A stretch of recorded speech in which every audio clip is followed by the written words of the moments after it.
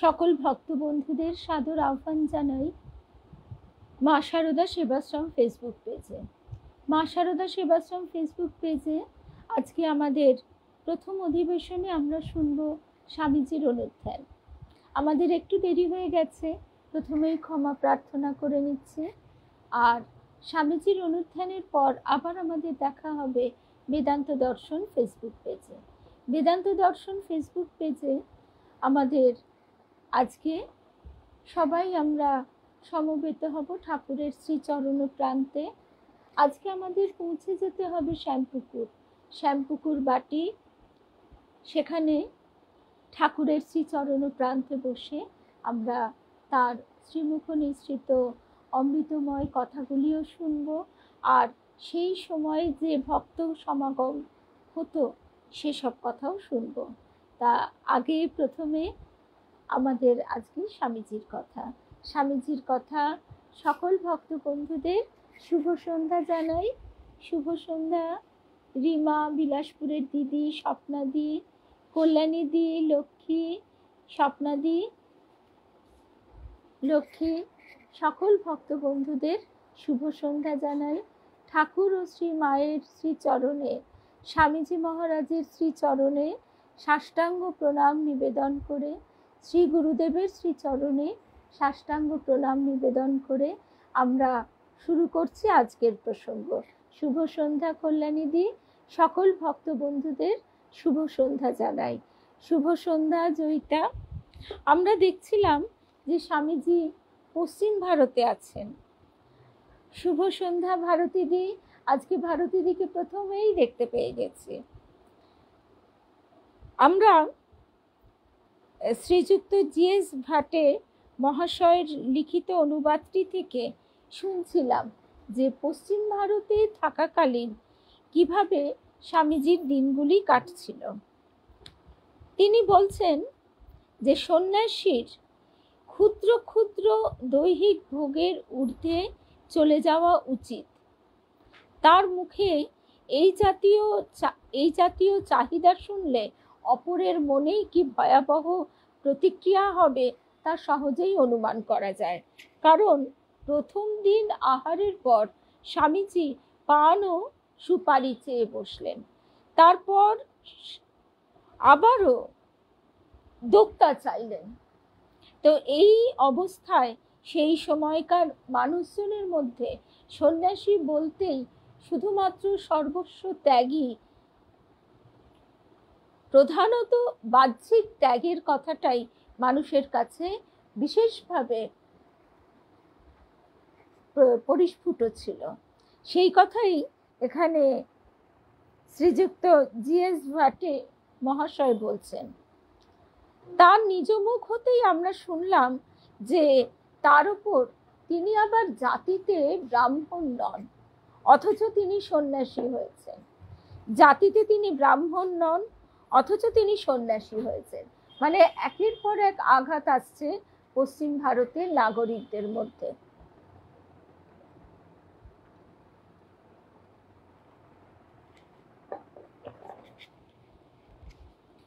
আবার সন্ন্যাসী হয়ে এমন সব জিনিস তিনি চাইছেন যা শুধু গৃহস্থদেরই শোভা পায়।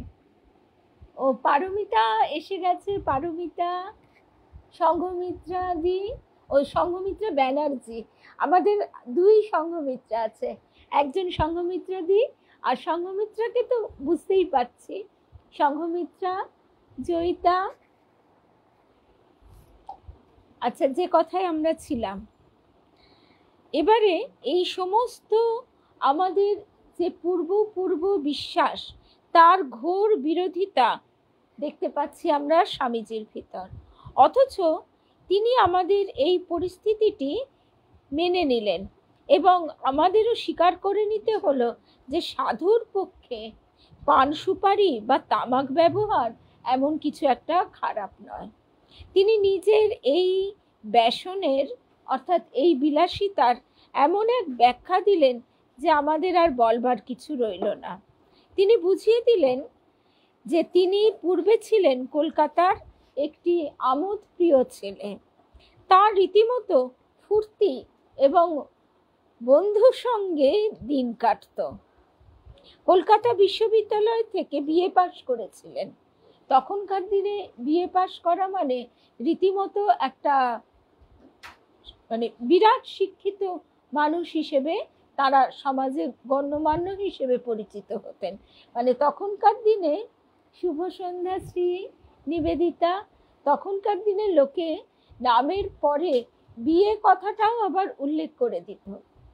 তো সেই সময় তিনি বলছেন কলকাতা বিশ্ববিদ্যালয় থেকে বিএ পাশ করেছিলেন এবং শ্রী রামকৃষ্ণের পূত সঙ্গ লাভের পূর্বে তিনি ঘোর বিষয়ী ছিলেন। গুরুর শিক্ষা গুণে তার জীবন সম্বন্ধে ধারণা পরিবর্তন হয়েছে, কিন্তু কতকগুলি অভ্যাস ত্যাগ করা তার পক্ষে কঠিন হওয়ায় তিনি সেগুলিকে তেমন গুরুত্বপূর্ণ নয় মনে করে ওই বিষয়ে আর মাথা ঘামাননি। তাকে যখন জিজ্ঞাসা করা হলো তিনি আমিষাশী কিংবা নিরামিষাশী, তিনি উত্তর দিলেন যে তিনি সাধারণ সন্ন্যাসী নন, পরন্তু পরমহংস শ্রেণীর সন্ন্যাসী। অতএব ওই বিষয়ে তার ইচ্ছা বা অনিচ্ছা কিছুই নেই, কারণ পরমহংসদের নিয়মই এই, তাদেরকে অপরে যা দেয় তাই খেতে হয়, সেখানে কোনো বাছবিচার বা নিজের পছন্দ অপছন্দের ব্যাপার থাকে না। শুভ সন্ধ্যা রুমাদি। পরমহংসদের এই নিয়ম এতটাই গুরুত্বপূর্ণ যে কেউ যদি আবার কিছু নাও দেয় তাহলে তারা নির্দ্বিধায় উপবাসও করতে পারেন, সেখানেও তাদের কোনো অভিযোগ বলে কিছু থাকে না। অধিকন্তু ধর্ম নির্বিশেষে যে কোনো ব্যক্তির কাছে পরমহংস ভিক্ষা করতে পারেন। শুভ সন্ধ্যা সরস্বতী, শুভ্রাদি, জয়শ্রী, শুভ সন্ধ্যা। তা এইসব কথা শুনে তখন স্তম্ভিত হয়ে যাচ্ছে সমাজের লোকজন। তাকে আবার প্রশ্ন করা হলো যে তিনি এখানে যে কদিন থাকবেন অহিন্দুর অন্ন গ্রহণ করবেন কিনা। তখন তিনি উত্তর দিলেন তিনি বহুবার মুসলমানের অন্ন গ্রহণ করেছিলেন। এবার জিএস ভাটে মহাশয় তিনি বলছেন, আমার মনে হয়েছিল স্বামীজি প্রাচীন রীতিতে সংস্কৃত অধ্যয়নে বেশ অভ্যস্ত। তিনি যখন প্রথম আসেন তখন আমি পাণিনির অষ্টাধ্যায়ী মুখস্থ করতে ব্যস্ত। আমি দেখে অত্যন্ত আশ্চর্য হলাম যে অষ্টাধ্যায়ীর যে সকল অংশ মুখস্থ করবার জন্য আমি অশেষ শ্রম দিয়েছি সে সকল সম্বন্ধেও তার স্মৃতিশক্তি আমার তুলনায় ঢের বেশি। আমার যতদূর মনে পড়ে আমার বাবা যখন আমাকে আমার অধীত বিষয় বলে যেতে আদেশ করলেন তখন বলতে গিয়ে আমার ভুল হতে লাগলো, আর স্বামীজি ওইগুলির সংশোধন করে আমায় লজ্জা দিতে লাগলেন।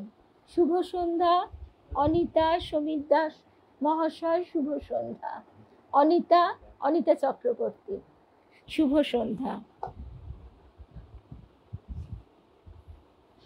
এতে স্বামীজির প্রতি আমার মনোভাব অত্যন্ত উচ্চ স্তরের শ্রদ্ধায় পরিণত হয়েছিল। স্বামীজির আগমনের পর 2-3 দিন ধরে আমার পিতা যেন তাকে সব দিক থেকে পরিমাপ করতেই ব্যস্ত ছিলেন। শীঘ্রই তার বোধ হলো যে অতিথি শুধু অনন্য সাধারণই নয়, তিনি অসাধারণ ব্যক্তিত্বশালী। এর সম্বন্ধে তার ঘনিষ্ঠ বন্ধুদের মতও জানবার জন্য তিনি একদিন তাদেরকে ডেকে আনলেন। তারা সিদ্ধান্ত করলেন স্বামীজির সঙ্গে মিলিত হবার জন্য এবং তার সঙ্গে বিচার করবার জন্য স্থানীয় গণ্যমান্য ও পণ্ডিত ব্যক্তিদের একটা সম্মেলন হওয়া বাঞ্ছনীয়। স্বামীজির উপস্থিতি শহরে সুবিদিত হবার পর রোজ তার কাছে প্রচুর লোকজন আসত। তখন এই একটা জিনিস আমাদের কাছে খুবই আশ্চর্য মনে হতো যে তুমুল বিচারের সময়ও স্বামীজি কিন্তু সর্বদা প্রসন্ন এবং অবিচলিত থাকতেন, তিনি কখনো ক্রুদ্ধ হতেন না। সচরাচর যা হয়, কোনো তর্ক বিতর্ক সভায় দুই পক্ষই ভয়ঙ্কর উত্তেজিত হয়ে, এমনকি তাদের আচরণও অনেক সময় শালীনতা বহির্ভূত হয়ে যায়। তো এই সমস্ত যারা টিভি দেখেন তারা খুব ভালো মতোই জানেন, ব্যাখ্যা করবার আর প্রয়োজন নেই। আমার শোনা কথাতেই আমি যা জানি তাতেই বলতে হচ্ছে কথাটি। তো সেই জন্য সেই সময়ও এই বিষয়টি কিন্তু ছিল, মানে তর্ক মানেই একটা উশৃঙ্খল, ক্রুদ্ধ, অশালীন পরিবেশের সৃষ্টি হতো। সেই জন্য তারা খুব বিস্ময়ের সঙ্গে দেখছেন স্বামীজির মধ্যে যে একটা শান্ত, প্রসন্ন, অবিচলিত ভাব সর্বতোভাবে সর্বসময় রক্ষা পেত। পাল্টা জবাবে তিনি খুবই পটু হলেও কখনো প্রতিপক্ষকে আঘাত করবার মানসিকতায় তিনি কোনো উত্তর দিতেন না। একদিন বিচারকালে স্বামীজির যে ধীরতা দেখেছিলাম তাতে আমাদের বেশ আমোদ হয়েছিল বলা যায়। ওই সময় বেলগাঁওয়ে একজন এক্সিকিউটিভ ইঞ্জিনিয়ার থাকতেন। সর্ববিষয়ে সুপণ্ডিত বলে তার খুব খ্যাতি ছিল এবং তিনি নিজেও সে ব্যাপারে রীতিমতো উৎসাহী ছিলেন। অর্থাৎ তিনি যে সর্ববিষয়ে পণ্ডিত সে কথাটি সকলকে জানাবার জন্য উৎসুক হয়ে থাকতেন। তখনকার দিনের অনেক হিন্দুর জীবনে যেমন ঘটেছিল তেমন ইনিও বাহ্যত খুবই গোঁড়া হলেও অন্তরে ছিলেন সংশয়বাদী এবং পাশ্চাত্য বিজ্ঞানের বিশেষ ভক্ত। তার ধারণা ছিল ধর্ম বা ধর্মবিশ্বাস একটা সামাজিক রীতি মাত্র এবং বহু যুগের অভ্যাসের ফলেই তা স্বীকৃতি পেয়েছে সমাজে, এর কোনো ভিত্তি বলে কিছু নেই। এই সকল ভাব মনে থাকায় স্বামীজি তার দৃষ্টিতে এক অতি প্রবল পূর্বপক্ষ রূপে উপস্থিত হলেন, কারণ অভিজ্ঞতা, দর্শন ও বিজ্ঞান সম্বন্ধে তার যেটুকু সম্বল ছিল স্বামীজির তার থেকে অনেক অনেক বেশি ছিল। এর ফলে তিনি বিচারকালে স্বভাবতই মেজাজ হারিয়ে ফেলতেন এবং প্রায়ই তিনি অভদ্রতা দেখাতে শুরু করলেন। এমনকি অনেক সময়ই স্বামীজির প্রতি প্রচণ্ড অশিষ্টাচার করতে লাগলেন, প্রচণ্ড অশিষ্টাচার। আমার পিতা আপত্তি জানালেন, কিন্তু স্বামীজি মৃদু হাস্যে বাধা দিয়ে বললেন তিনি এতে কিছুই মনে করেন না। আজকে আমরা চন্দনার শুভ সন্ধ্যা, আজকে আমরা স্বামীজিকে যেন এক নতুন দৃষ্টিতে, নতুন আলোতে দেখছি। অর্থাৎ স্বামীজিকে তো আমরা সবসময় জানি যেন একেবারে হোমাগ্নি শিখা, কিন্তু এখানে তার যে শান্ত নম্র রূপটি সেইটি দেখছি এবং অশেষ ধৈর্যের প্রকাশ দেখছি। অথচ শুভ সন্ধ্যা নয়নতারা, অথচ সেই সময় তার বয়স কিন্তু কতই বা 24, ম্যাক্সিমাম 22, 23, 24 এরকম হবে।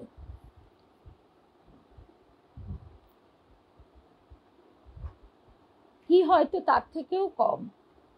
এখানে যে কথায় আমরা ছিলাম সে কথায় আবার ফিরে আসি। এর ফলে বিচারকালে তিনি অত্যন্ত অশিষ্টাচার করতে লাগলেন। আমার পিতা আপত্তি জানালেন, কিন্তু স্বামীজি মৃদু হাস্যে বাধা দিয়ে বললেন তিনি এতে কিছুই মনে করেন না। বিচারকালে যদিও স্বামীজির পক্ষেই যুক্তি অধিক দেখা যেত, তথাপি জয়লাভ ছিল তার উদ্দেশ্য তা কিন্তু নয়।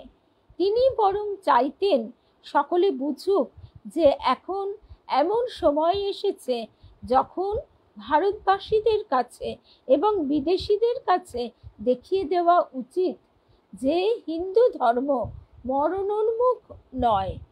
এতদ ব্যতীত জগতের সামনে বেদান্তের সত্য সকল উদ্ঘোষিত হওয়া আবশ্যক।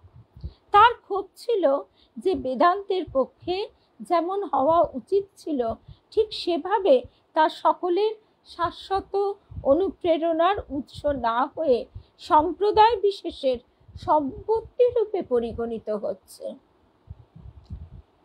এইসব কথা আমরা সবই শুনছি স্বামী গম্ভীরানন্দজি মহারাজের যুগনায়ক বিবেকানন্দ বইটি থেকে।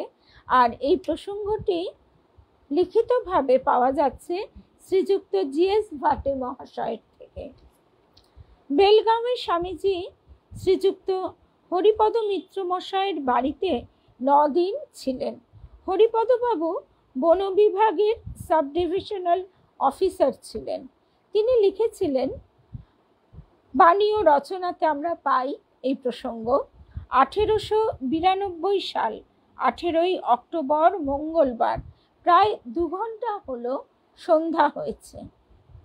এক স্থূলকায় প্রসন্ন বদন যুবা সন্ন্যাসী আমার পরিচিত জনৈক দেশীয় উকিলের সঙ্গে আমার বাসায় এসে উপস্থিত হলেন। উকিল বন্ধুটি বললেন, ইনি একজন বিদ্বান বাঙালি সন্ন্যাসী আপনার সঙ্গে সাক্ষাৎ করতে এসেছেন। ফিরে দেখলাম প্রশান্ত মূর্তি, 2 চক্ষু হতে যেন বিদ্যুতের আলো বেরিয়ে আসছে। গোঁফদাড়ি কামানো, অঙ্গে গেরুয়া আলখাল্লা, আর পায়ে মহারাষ্ট্র দেশের চটি জুতা, মাথায় গেরুয়া কাপড়েরই পাগড়ি। সন্ন্যাসীর সেই অপরূপ মূর্তি স্মরণ হলে এখনো যেন তাকে চোখের সামনে দেখি। কিছুক্ষণ পরে নমস্কার করে জিজ্ঞাসা করলাম, মশাই কি তামাক খান? আমি কায়স্থ, আমার একটি ভিন্ন আর হুঁকা নাই। আপনার যদি আমার হুঁকায় তামাক খেতে আপত্তি না থাকে তাহলে তাতে তামাক সেজে দিতে বলি। তিনি বললেন, তামাক চুরুট যখন যা পাই তখন তাই খেয়ে থাকি, আর আপনার হুঁকায় খেতে কিছুমাত্র আপত্তি নাই। তামাক সাজিয়ে সন্ন্যাসীকে দিলাম। তাকে আমার বাসায় থাকতে বললাম ও তার জিনিসপত্র আমার বাসায় আনাবো কিনা জিজ্ঞাসা করলাম। তিনি বললেন, আমি উকিলবাবুর বাড়িতে বেশ আছি, আর বাঙালি দেখেই তার কাছ থেকে চলে এলে তার মনে দুঃখ হবে, কারণ তারা সকলেই অত্যন্ত স্নেহ ও ভক্তি করেন। অতএব আসবার বিষয় পরে বিবেচনা করা যাবে। সে রাত্রে বড় বেশি কথাবার্তা হলো না, কিন্তু 2-4 কথা যা হলো তাতেই বেশ বুঝলাম তিনি সাধারণের অপেক্ষায় হাজারো গুণে বিদ্বান ও বুদ্ধিমান। ইচ্ছা করলে তিনি অনেক অনেক টাকা কড়ি উপার্জন করতে পারেন, তথাপি টাকা কড়ি তিনি ছোন না। এবং সুখী হবার যে সমস্ত বিষয়ের কথা আমরা জানি, সেই সমস্ত বিষয়ের অভাব সত্ত্বেও আমাদের অপেক্ষা তিনি সহস্র গুণে সুখী।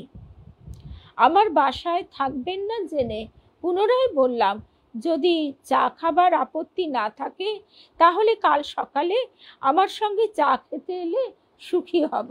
তিনি আসতে রাজি হলেন এবং উকিলটির সঙ্গে তার বাড়ি ফিরে গেলেন। রাত্রে তার বিষয়ে খালি চিন্তা করতে লাগলাম। অনেক কথা মনে হলো এমন নিষ্পৃহ, চিরসুখী, সদা সন্তুষ্ট, প্রফুল্ল বদন পুরুষ আগে তো কখনো দেখিনি। পরের দিন 19শে অক্টোবর সকাল 6টার সময় উঠে স্বামীজির প্রতীক্ষা করতে লাগলাম। দেখতে দেখতে 8টা বেজে গেল, কিন্তু স্বামীজির দেখা নেই। আর অপেক্ষা না করে আমি একটি বন্ধুকে সঙ্গে নিয়ে স্বামীজি যেখানে ছিলেন সেখানে গেলাম। গিয়ে আমি তো বিস্মিত, দেখলাম এক মহাসভা। স্বামীজি বসে আছেন এবং নিকটে অনেক সম্ভ্রান্ত উকিল ও বিদ্বান লোকেদের সঙ্গে কথাবার্তা চলছে। স্বামীজি কারো সঙ্গে ইংরেজিতে, কারো সঙ্গে সংস্কৃতে, কারো সঙ্গে হিন্দুস্তানিতে তাদের প্রশ্নের উত্তর একটু মাত্র চিন্তা না করে একেবারে দিচ্ছেন, এবং একই সঙ্গে তাকে বিভিন্ন জন যে বিভিন্ন ভাষায় বিভিন্ন প্রশ্ন করছে, সেইগুলি তিনি মনে রেখে একের পর এক তাকে তার যা প্রশ্ন তার যথাযথ উত্তর তার নিজস্ব ভাষায় সাবলীলভাবে দিয়ে চলেছেন। দেখে তো আমার চক্ষু স্থির। আমার মতো কেউ কেউ হাক্সলের ফিলোসফিকে প্রামাণিক মনে করে সেইটি অবলম্বন করে স্বামীজির সঙ্গে তর্ক করতে উদ্যত রয়েছে। তিনি কিন্তু কাউকে ঠাট্টার ছলে আবার কাউকে গম্ভীরভাবে যথাযথ উত্তর দিয়ে সকলকেই নিরস্ত করছেন। আমি গিয়ে প্রণাম করলাম এবং অবাক হয়ে বসে এক মনে শুনতে লাগলাম। ভাবতে লাগলাম, ইনি কি মানুষ না দেবতা? কোনো গণ্যমান্য ব্রাহ্মণ উকিল প্রশ্ন করলেন, স্বামীজি, সন্ধ্যা আহ্নিক প্রভৃতি মন্ত্রাদি সংস্কৃত ভাষায় রচিত, আমরা সেগুলি বুঝি না। আমাদের ওই সকল মন্ত্রোচ্চারণে কিছু ফল আছে কি? স্বামীজি বললেন, অবশ্যই উত্তম ফল আছে। ব্রাহ্মণের সন্তান হয়ে ওই কয়টি সংস্কৃত মন্ত্রাদি তো ইচ্ছা করলে অনায়াসে বুঝে নিতে পারো, তাও নাও না। এটা কার দোষ? আর যদি মন্ত্রের অর্থ নাই বুঝতে পারো, যখন সন্ধান্বিক করতে বসো তখন ধর্মকর্ম করছি মনে করো না কিছু পাপ করছো মনে করো? যদি ধর্মকর্ম করছি মনে করে বসো, তাহলে উত্তম ফল লাভ করতে তাই যে যথেষ্ট। অন্য একজন এই সময় সংস্কৃতে বললেন, ধর্ম সম্বন্ধে কথোপকথন ম্লেচ্ছ ভাষায় করা উচিত নয়। অমুক পুরাণে একথা লেখা আছে। স্বামীজি উত্তর দিলেন, যে কোনো ভাষাতেই হোক ধর্ম চর্চা করা যায়, এবং এই বাক্যের সমর্থনে শ্রুতি প্রভৃতি বচন প্রমাণস্বরূপ দিয়ে বললেন, হাইকোর্টের নিষ্পত্তি নিম্ন আদালতের দ্বারা খণ্ডন হতে পারে না। এইভাবে সকাল থেকে 9টা বেজে গেল।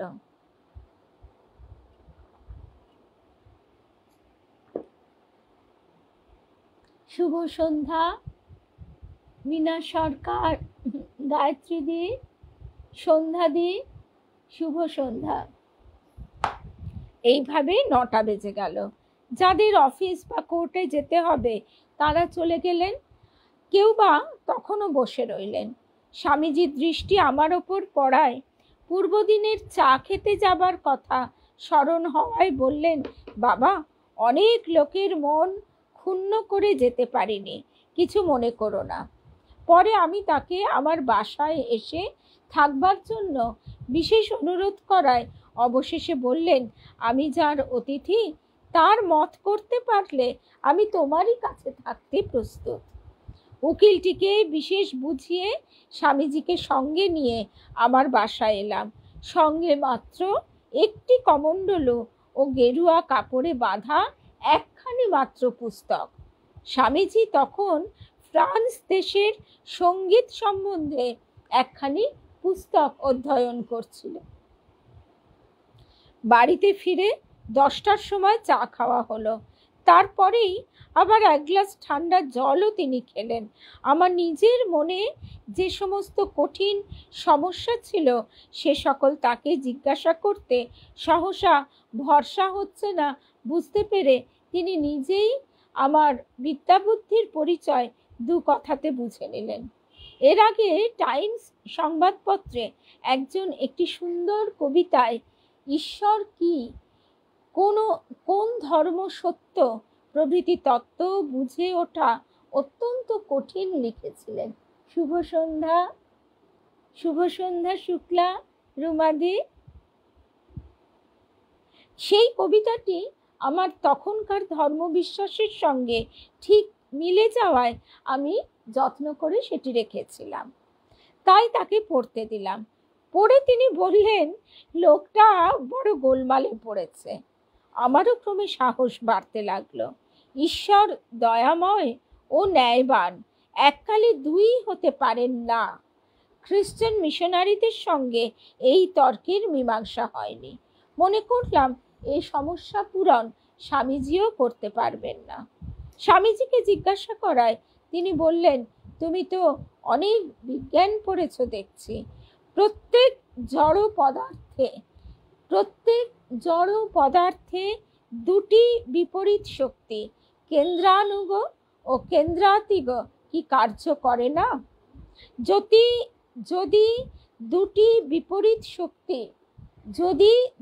বিপরীত শক্তি জড় বস্তুতে থাকা সম্ভব হয়, তাহলে দয়া ও ন্যায় বিপরীত হলেও কি ঈশ্বরে থাকা সম্ভব নয়?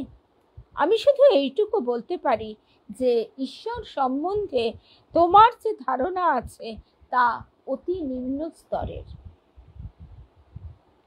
স্বামীজি বললেন। এইভাবে হরিপদ বাবুর বাড়িতে 20শে অক্টোবর পর্যন্ত দুদিন কেটে গেল। হরিপদ বাবুকে তিনি এই কথা বললেন। এই সুযোগে হরিপদ বাবুর মনে দীর্ঘকাল যাবৎ ধর্ম ও দর্শন সম্বন্ধে যত জিজ্ঞাসা সন্দেহ জেগেছিল, স্বামীজির কাছ থেকে একে একে সবই নিরসন করবার জন্য অনুরোধ করলেন। স্বামীজিও সানন্দে তা করলেন। এছাড়াও নগরের বহু শিক্ষিত ব্যক্তি প্রতিদিন সেখানে সমবেত হয়ে নানা প্রসঙ্গ উত্থাপন করতেন এবং স্বামীজিও সর্ববিষয়ে যথাযথ সমাধানের উপায় দেখিয়ে দিতেন ও নূতন আলোক সম্পাদ করতেন। শহরে অবস্থিতির ৫ম দিনে তিনি বললেন, সন্ন্যাসীদের নগরে ৩ দিনের বেশি এবং গ্রামে 1 দিনের বেশি থাকতে নেই। আমি শীঘ্র চলে যাওয়ার ইচ্ছা করেছি। হরিপদবাবু কিছুতেই রাজি হলেন না। এ কথা ও কথা বলে ধরে রাখতে চেষ্টা করলেন। তখন স্বামীজি বললেন, এক স্থানে অনেক দিন থাকলে মায়া মমতা বেড়ে যায়। আমরা গৃহ ও আত্মীয় বন্ধু ত্যাগ করেছি, সেই রকম মায়ায় মুগ্ধ হবার যত উপায় আছে তা থেকে দূরে থাকাই আমাদের পক্ষে ভালো। পরিশেষে হরিপদবাবুর আগ্রহ দেখে আরও 2-4 দিন থাকতে স্বামীজি সম্মত হলেন। এরপর আমরা দেখব যে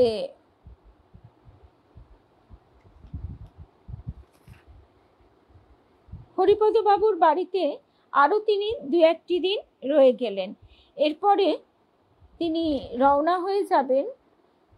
হরিপদবাবুর বাড়ি থেকে এই 8 দিন থাকার পর 9ম দিনে স্বামীজি বলছেন, আর থাকবো না, রামেশ্বর যাব বলে মনে করে অনেক দিন হলো এই দিকে চলেছি।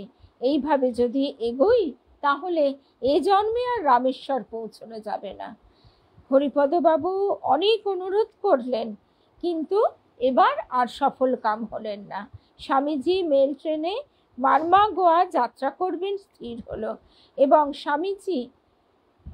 স্বামীজিকে হরিপদবাবু টিকিট কেটে গাড়িতে বসিয়ে দিলেন। এরপর সাষ্টাঙ্গ প্রণাম করে বললেন, স্বামীজি, জীবনে আজ পর্যন্ত কাউকেও আন্তরিক ভক্তির সঙ্গে প্রণাম করিনি। আজ আপনাকে প্রণাম করে কৃতার্থ হলাম। আজকে আমরা এই অবধি শুনলাম। এরপর স্বামীজি রামেশ্বরমে পৌঁছবেন। আমরাও স্বামীজির সঙ্গে রামেশ্বরমে আবার কিছুদিন কিভাবে স্বামীজি থাকছেন, কিভাবে সেখানেও তার খ্যাতি প্রতিপত্তি ছড়িয়ে পড়ছে, সেসব কথা শুনব। তবে হরিপদবাবুর বাড়িতে আরেকটি ঘটনা শুনে আজকে আমরা শেষ করছি। স্বামীজি এই সময় পিকউইক পেপার্স বলে একটি হাস্যরসময় বই থেকে কয়েকটি পৃষ্ঠা মুখস্থ বলে গেলে হরিপদবাবু ভাবলেন অবাক হয়ে যে ইনি তো সন্ন্যাসী, তা সত্ত্বেও এই সামাজিক গ্রন্থ এত কষ্ট করে বারবার পড়ে মুখস্থ করতে গেলেন কেন? একথা শুনে স্বামীজি বলছেন, 2 বার পড়েছি, একবার স্কুলে পড়বার সময় আর আজ 5-6 মাস হলো আর একবার। হরিপদবাবু বিস্ময়ে হতবাক হয়ে আবার জিজ্ঞাসা করলেন, তখন স্বামীজি বুঝিয়ে দিলেন একাগ্রতা ও ব্রহ্মচর্যের ফলে এই রকম স্মৃতিশক্তি সম্ভব হয়, এটি কিন্তু কোনো অলৌকিক ব্যাপার নয়। আরেকদিন মধ্যাহ্নে বিছানায় শুয়ে একখানি গ্রন্থ পড়তে পড়তে স্বামীজি উচ্চস্বরে হেসে উঠলেন। হঠাৎ এরকম হবার কারণ কি বুঝতে না পেরে হরিপদবাবু ওই দরজায় এসে দেখেন স্বামীজি নিবিষ্ট মনে বই পড়ছেন, অন্য কোনো দিকে দৃষ্টি নেই। এইভাবে 15 মিনিটের বেশি সময় কেটে গেল। তারপর তিনি হরিপদবাবুকে দেখতে পেয়ে ভিতরে ডাকলেন এবং এতক্ষণ সময় তিনি দাঁড়িয়ে আছেন জেনে বললেন, যখন যে কাজ করতে হয় তখন তা এক মনে এক প্রাণে সমস্ত ক্ষমতার সঙ্গে করতে হয়। গাজীপুরের পওহারী বাবা ধ্যান, জপ, পূজা পাঠ যেমন এক মনে করতেন, তেমন তার পিতলের ঘটিটি মাজাও ঠিক তেমনি এক মনে করতেন। এমন মাজতেন যে সোনার মতো দেখাতো। আজকে আমরা এই অবধি শুনলাম। আবার আমাদের দেখা হবে 8টার সময় বেদান্ত দর্শন ফেসবুক পেজে। আশা করি সকল ভক্ত বন্ধুদের সঙ্গে পাবো বেদান্ত দর্শন ফেসবুক পেজে। আমরা আজকে স্বামী এই ঠাকুরের কথা শুনবো শ্যামপুকুর বাটিতে। জয় রাম কৃষ্ণ, জয় রাম।